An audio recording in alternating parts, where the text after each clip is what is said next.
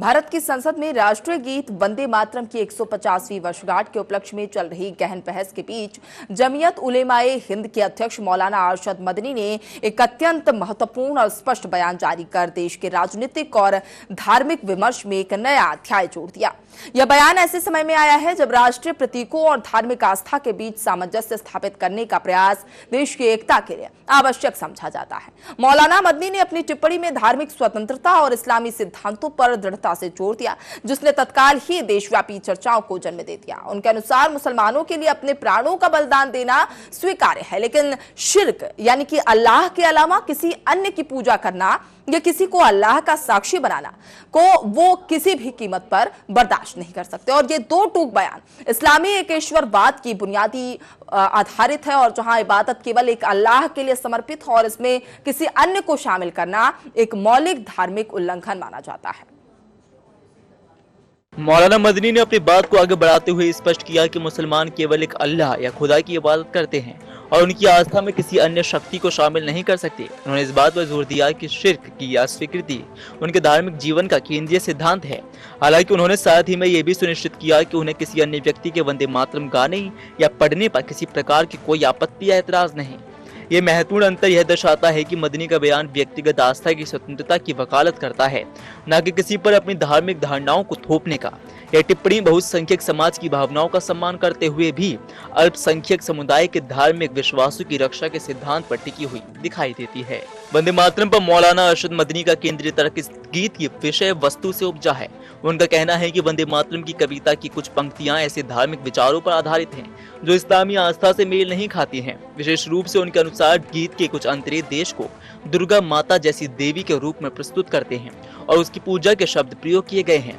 यह चित्रण और मां के समक्ष झुकने का भाव सीधे तौर पर मुसलमानों की बुनियादी आस्था के विरुद्ध है, क्योंकि इस्लाम एक ईश्वर यानी कि तौहीद पर आधारित है जो किसी देश या मां की पूजा करने की अनुमति नहीं देता, बल्कि केवल एक ऐसे ईश्वर की पूजा करता है जिसका कोई साझीदार नहीं है।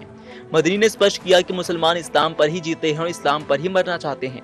उनकी यह दृढ़ता उन धार्मिक सिद्धांतों को दर्शाती है जो सदियों से मुस्लिम समुदाय के जीवन का मार्गदर्शन करते रहे हैं। उन्होंने अपनी बात दोहराते हुए ये भी बोला कि मुसलमानों की देशभक्ति पर सवाल उठाना न केवल गलत है बल्कि अनुचित भी है, क्योंकि वतन से मोहब्बत का संबंध दिल की गहराई से होता है, न कि किसी नारे या गीत के प्रदर्शन से। उन्होंने स्पष्ट बोला कि वतन से मोहब्बत करना अलग बात है और उसकी पूजा करना अलग बात। यह विभाजन रेखा देशभक्ति को धार्मिक पूजा से अलग करती है, जिससे मुसलमानों के लिए देश के प्रति अपनी वफादारी बनाए रखना संभव हो जाता है, जबकि वे अपने धार्मिक सिद्धांतों से समझौता नहीं करते। वहीं मौलाना अरशद मदनी ने अपने पक्ष को केवल धार्मिक तर्कों तक ही सीमित नहीं रखा, बल्कि भारतीय संविधान द्वारा प्रदत्त अधिकारों का भी सहारा लिया। उन्होंने इस बात पर जोर दिया कि भारतीय संविधान प्रत्येक नागरिक को धार्मिक स्वतंत्रता का अधिकार यानी कि अनुच्छेद 25 में और अभिव्यक्ति की स्वतंत्रता का अधिकार यानी कि अनुच्छेद 19 में प्रदान करता है, और इन मौलिक अधिकारों के अनुरूप किसी भी नागरिक को उसके धार्मिक विश्वास के विरुद्ध किसी नारे, गीत या विचार को अपनाने के लिए मजबूर नहीं किया जा सकता है। वहीं धार्मिक स्वतंत्रता का ये प्रावधान मुस्लिम समुदाय को वंदे मातरम की कुछ पंक्तियों को गाने से मना करने का अधिकार देता है, क्योंकि वो इस्लामी सिद्धांतों का उल्लंघन करती है। इसके अलावा मदनी ने सुप्रीम कोर्ट के स्पष्ट फैसलों का भी हवाला दिया। उन्होंने बोला कि सुप्रीम कोर्ट का यह स्पष्ट निर्णय है कि किसी भी नागरिक को राष्ट्रगान या ऐसे कोई गीत गाने के लिए मजबूर नहीं किया जा सकता जो उसके धार्मिक विश्वास के खिलाफ हो। यह कानूनी समर्थन उनके बयान को एक मजबूत आधार प्रदान करता है, यह दर्शाते हुए कि उनकी आपत्तियां केवल धार्मिक नहीं है बल्कि संवैधानिक रूप से भी संरक्षित है। किसी भी नागरिक को अपनी आस्था के विरुद्ध कार्य करने के लिए बाध्य न करना एक धर्मनिरपेक्ष राष्ट्र के मूल सिद्धांतों में से एक है। मौलाना मदनी ने मुसलमानों की देशभक्ति के संबंध में उठने वाले हर सवाल का जवाब देने के लिए इतिहास का सहारा लिया। उन्होंने बोला कि मुसलमानों को इस देश से कितनी मोहब्बत है, इसके लिए उन्हें किसी प्रमाण पत्र की जरूरत नहीं। उन्होंने विशेष रूप से आजादी की लड़ाई में मुसलमानों और जमीयत उलमा हिंद के बुजुर्गों की कुर्बानियों का भी उल्लेख किया। इसके अलावा उन्होंने देश के बंटवारे के खिलाफ जमीयत उलमा हिंद की कोशिशों को भी दिन की रोशनी की तरह स्पष्ट बताया।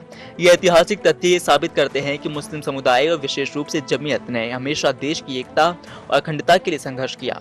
मदनी ने जोर देकर बोला कि देशभक्ति का संबंध दिल की सच्चाई और अमल से है, न कि केवल नारेबाजी से। यह कथन एक गहरी और अर्थपूर्ण देशभक्ति की वकालत करता है जो वास्तविक कार्यों और बलिदानों पर आधारित हो, न कि खोखले प्रतीकों और अनिवार्य प्रदर्शनों पर। आजादी के बाद भी देश की एकता और अखंडता के लिए उनकी कोशिशों को नहीं भुलाया जा सकता। यह दृष्टिकोण राष्ट्रीय प्रेम की एक ऐसी परिभाषा प्रस्तुत करता है जो धार्मिक मतभेदों से ऊपर उठकर नागरिकता के मूल मूल्यों पर आधारित है। मौलाना मदनी ने वंदे मातरम से जुड़ी बहस में एक महत्वपूर्ण ऐतिहासिक आयाम भी जोड़ा। उन्होंने 1937 के कांग्रेस अधिवेशन का जिक्र किया, जिसके रिकॉर्ड स्पष्ट रूप से बताते हैं कि 26 अक्टूबर 1937 को स्वयं रविंद्रनाथ टैगोर ने पंडित जवाहरलाल नेहरू को एक पत्र लिखा था। इस पत्र में उन्होंने सलाह दी थी कि वंदे मातरम के केवल पहले 2 बंदों को ही राष्ट्रीय गीत के रूप में स्वीकार किया जाए, क्योंकि बाकी के अंतरीय केशवरवादी धर्मों के विश्वास के विरुद्ध हैं। इसी सलाह के आधार पर 29 अक्टूबर 1937 को कांग्रेस वर्किंग कमेटी ने यह फैसला किया था कि केवल 2 बंदों को ही राष्ट्रीय गीत के रूप में स्वीकार किया जाएगा। मदनी ने इसे एक महत्वपूर्ण ऐतिहासिक तथ्य बताते हुए बोला कि आज टैगोर के नाम का गलत इस्तेमाल करके पूरे गीत को जबरन गंवाने की कोशिश करना न केवल ऐतिहासिक तथ्यों को नकारने की कोशिश है, बल्कि देश की एकता की भावना का भी अपमान है। उन्होंने इस बात पर भी खेद व्यक्त किया कि कुछ लोग इस मुद्दे को देश के बंटवारे से जोड़ते हैं, जबकि टैगोर की सलाह राष्ट्रीय एकता के लिए थी। इस ऐतिहासिक पृष्ठभूमि को प्रस्तुत करके मदनी ने दर्शाया कि वंदे मातरम के पूर्ण पाठ पर आपत्तियां कोई नई नहीं है, बल्कि वह स्वतंत्रता संग्राम के नेताओं द्वारा भी पहचानी गई थी। मदनी के इस बयान ने राजनीतिक हलकों में तत्काल विवाद पैदा कर दिया। कुछ लोगों ने उनके बयान को आस्था की अभिव्यक्ति और धार्मिक स्वतंत्रता के अधिकार का उपयोग माना, जबकि अन्य ने उसे उत्तेजक बताया और राष्ट्रीय प्रतीकों पर बहस को और गहरा करने वाला कदम समझा। जमीयत उलेमाए हिंद के प्रमुख के रूप में उनकी ये टिप्पणी न केवल मुस्लिम समुदाय की धार्मिक भावनाओं को प्रतिबिंबित करती है, बल्कि राष्ट्रीय एकता और प्रतीकों के अर्थ पर चल रही बहस को भी केंद्र में ले आती है।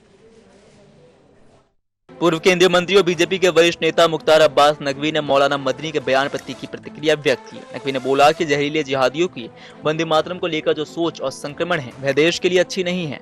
उन्होंने याद दिलाया कि मुस्लिम लीग ने भी वंदे मातरम का विरोध किया था और हालांकि मुस्लिम लीग अब खत्म हो गई है, मुस्लिम लीग की मानसिकता वाले लोग अभी भी हैं। नकवी ने आरोप लगाया कि ये लोग एक विशेष धर्म के लोगों को ये बता रहे हैं कि अगर वह ये गीत गाएंगे तो उनका ईमान खतरे में आ जाएगा। उन्होंने कड़े शब्दों में बोला कि अगर एक राष्ट्रीय गीत को गाने से अगर आपका ईमान खतरे में आता है तो आपसे बड़ा बेईमान कोई नहीं।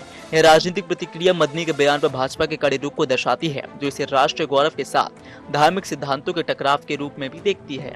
इस बहस में ऑल इंडिया मजलिस इत्तेहादुल मुस्लिमीन यानी AMIM के प्रमुख असदुद्दीन ओवैसी ने भी संसद में अपनी आपत्ति दर्ज कराई। 8 दिसंबर को लोकसभा में बोलते हुए ओवैसी ने वंदे मातरम और भारत माता के नारे पर आपत्ति जताई और मांग की कि मुसलमानों से बार बार वफादारी का सर्टिफिकेट मांगना बंद होना चाहिए। ओवैसी ने संवैधानिक तर्क का इस्तेमाल करते हुए बोला कि भारतीय संविधान की शुरुआत बी द पीपल से होती है, न कि किसी देवी देवता के नाम से। उन्होंने स्पष्ट किया कि अगर भारत माता को एक देवी के रूप में संबोधित किया जाता है तो इसमें धर्म शामिल हो जाता है, जो उनकी धार्मिक आस्था के खिलाफ है। ओवैसी ने इस बात पर भी जोर दिया कि विचार अभिव्यक्ति और इबादत की आजादी लोकतंत्र का मूल तत्व है, इसलिए किसी भी नागरिक को किसी देवी देवता की पूजा या सजदा करने के लिए मजबूर नहीं किया जा सकता। उन्होंने स्पष्ट रूप से बोला कि यह कहना भारत में रहना है तो वंदे मातरम कहना होगा, ये संविधान के खिलाफ है। ओवैसी का बयान मौलाना मदनी के तर्कों को राजनीतिक समर्थन प्रदान करता है और धार्मिक स्वतंत्रता के दायरे में इन मुद्दों को रखने की वकालत करता है। मौलाना मदनी ने अंत में एक महत्वपूर्ण सवाल उठाया, क्या देश में इतने विवादित मुद्दों के अलावा कोई ऐसा मुद्दा नहीं है जिस पर संसद में बहस हो, जो देश और जनता के हित में हो। उन्होंने देश की आर्थिक और वित्तीय स्थिति से संबंधित चिंताजनक रिपोर्ट्स के और ध्यान आकर्षित किया, जो उनके अनुसार अगर तुरंत ध्यान नहीं दिया गया तो देश को एक बड़ी आर्थिक संकट का शिकार बनना पड़ सकता है। उन्होंने दुख व्यक्त किया इस गंभीर मुद्दों पर कोई चर्चा नहीं होती, क्योंकि इस तरह की बहसों से वोट नहीं मिलते और न ही समाज को धार्मिक आधार पर बांटा जा सकता है। यह टिप्पणी उनके इस विश्वास को दर्शाती है कि वंदे मातरम जैसी संवेदनशील धार्मिक और ऐतिहासिक मुद्दों का राजनीतिक लाभ के लिए इस्तेमाल किया जा रहा है और चुनाव जीतने का यह एक आजमाया हुआ तरीका बन गया है।